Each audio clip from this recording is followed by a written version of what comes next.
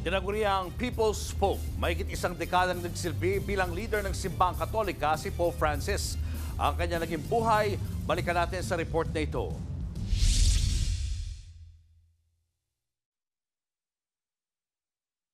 Labing-dalawang taong nagsilbi bilang pinuno ng simbahang Katolika.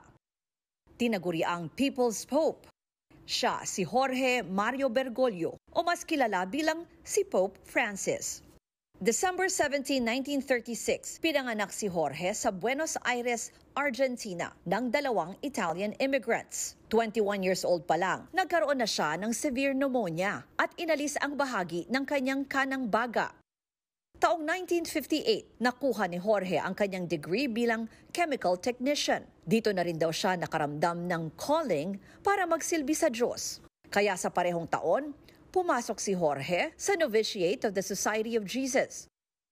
1960 nang una siyang manumpa bilang Jesuita. Sa sumunod na taon hanggang 1963, nag-aral siya ng Humanities at Philosophy sa San Miguel Seminary sa Buenos Aires. At taon 1969, tuluyan siyang na-ordain bilang pari.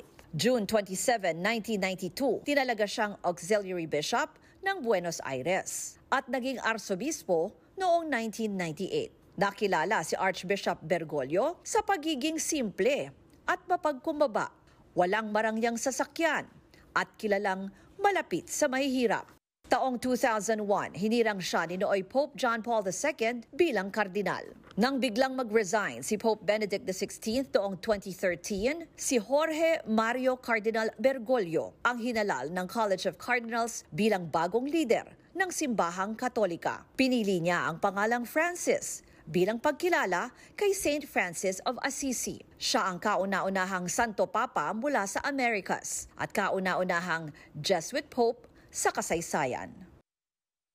Mga kapatid, Julius Babaw po. Iba na ang may alam at may pakialam sa panahon ngayon. Para sa frontline ng mga balita, mag-follow at mag-subscribe sa social media pages ng News 5.